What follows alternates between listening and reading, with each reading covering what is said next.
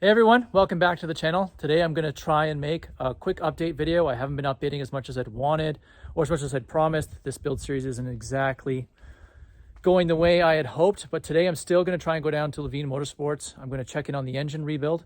Supposedly today we're going to start tearing it down, so that would be good to get on video if possible. And I've done a few other small things as well, so it would be great to sort of touch on this video as well, sort of bring you up to date on what's going on. And it is the beginning of March, so typically you'd be able to start getting on track mid-April. So it'd be nice to have the car ready in the next 6 to 8 weeks to see if we can start shaking it down with the new changes, see how the improvements are working. And it doesn't matter what improvements you make, you always have to make adjustments to sort the car out. You know, throwing parts on doesn't necessarily make the car better. You have to spend a few days adjusting the suspension, adjusting the aero, maybe making tune adjustments, alignment adjustments to sort of suit your driving style and make sure the car is fully sorted. The 350Z as it's built won't sort of be fast enough to really compete with the fastest cars, so it will have to be very well sorted and getting the most out of it in order to have a good season.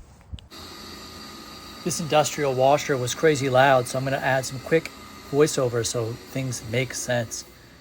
So the front arms have been cleaned up and the brakes have been redone. Those are Glock R16 pads, I believe, covered in an earlier video. Brand new fluid. SPL bushings, as many as I could throw at the suspension, are included. Those will help with maintaining alignment on track. Those SPL V3 arms are a carryover. I've had those before. JRZ coilovers. Hotchkiss sway bar with white line end links. The white line end links have set the front sway bar at the second stiffest setting. At the rear, the white line end links have the Hotchkiss sway bar set at the softest setting, and I still find that's a bit too stiff. So I'm going to go back to the OEM bar to give that a try. That's a unnamed Y pipe. It's a piece of garbage.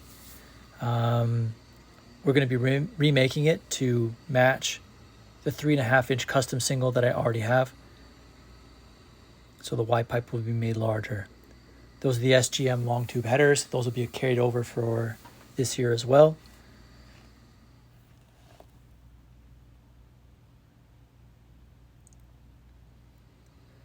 Another goal is to make the car much lighter. This is an anti-gravity battery. It weighs 2.6 kilograms or like 5.25 pounds. So the OEM battery was 36 pounds. It's much lighter. There I was showing a 3.9 final drive is already installed. And on the rear, all of these arms have been replaced with the SPL arms. That tow bucket is cast aluminum. It's surprisingly light. Part of weight reduction is the Sabon carbon fiber hatch. It's much lighter than OEM. And up next is that APR GT250 wing, which will have to be chassis mounted. Eric's trying to show a cardboard template for a new Lexan rear window. And that's the OEM hatch. I think that thing weighs over 60 pounds, 62 pounds. It's very heavy. And on to engine disassembly. One engine is OEM, it's the JDM engine. And one engine is the race engine with all the built components installed. So we're taking apart the built engine in order to check for damage. The car last competed in 2017. It was losing power and it was starting to smoke. I intentionally sat the car out in 2018. In 2019, I had a dental office flood and I had to attend to that. That was a lot of damage. 2020 was COVID. 2021 was COVID carryover. And now 2022, we're trying to get this thing ready. And it will be ready this summer. So on to the disassembly. This view is trying to show how the intake runners on the built engine are ported a little bit larger than the OEM. Those are also ported larger. Top 022 on the second. 020 on the second. If you just pay attention to some of the camera angles, you can pick up some of the small differences between the built engine and the OEM engine. From the outside, they don't look that different, but in terms of power they put to the rear wheels, the built engine puts more than 115 wheel horsepower extra down to the rollers than the stock engine. Pretty sick shot, huh? As you look at the cams, there's a JWT C10 cam on the intake side. and a JWT C9 cam on the exhaust side. The amount of lift is too great, so you can see the clearancing done manual when they write the torque specs right on the cover. To the engine to allow the camshafts to rotate properly. And I think a few of the camera angles show that. You can see some of it there. There's a good shot of it. So that's the C9 cam on the exhaust side. He-Man.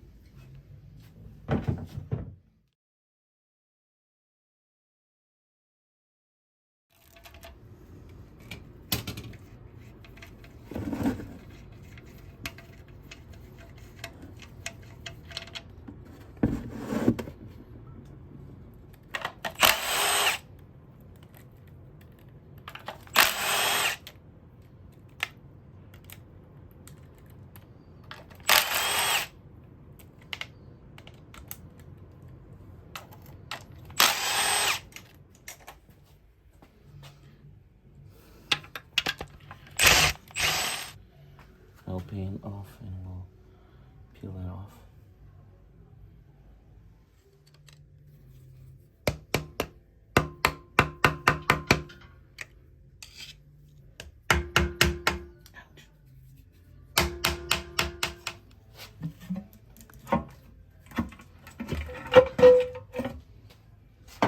Just need a bigger tool. So turning, which is good.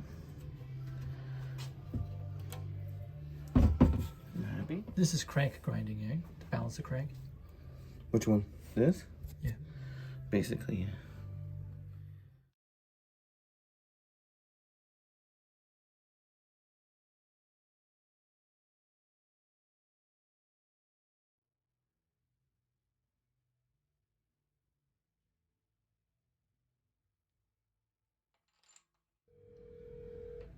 Well, hot. And doesn't compress on itself.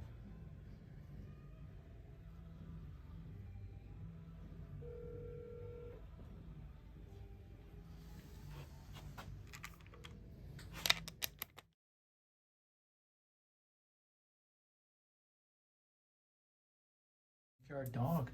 Chain. Make you a necklace out of this.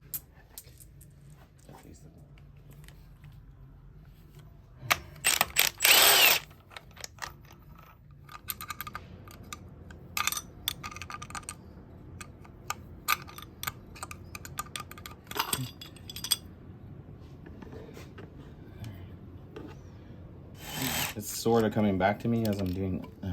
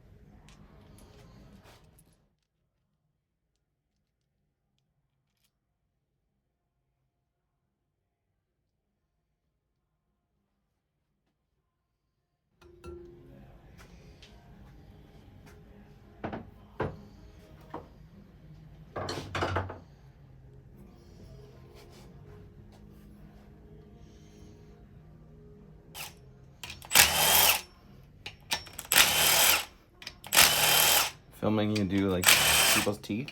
Yeah. I feel they wouldn't appreciate it. They wouldn't see the. It's like for a documentary.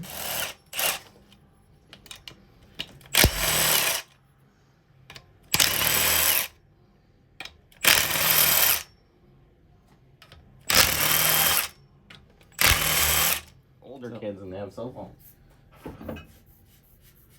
I'm hip with the kids, man. You have TikTok? Of course I do. What do you have in your account? I don't know. Like Eric dances? No. I have car stuff. Oh, cool.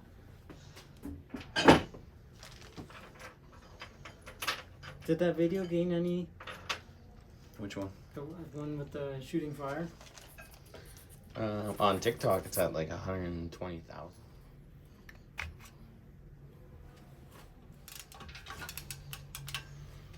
Those are all Allen? Oh no, you're going down in there.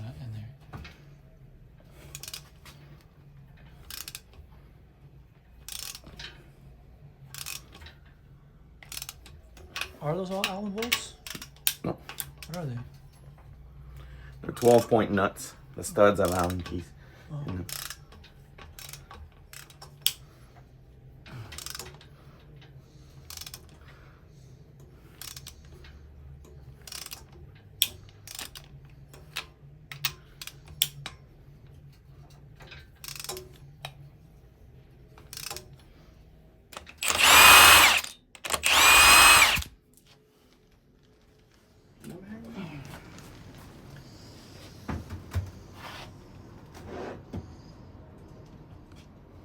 Center cylinder. looks All bad. seemed to be going really well with the engine until Eric looked at the piston faces more closely.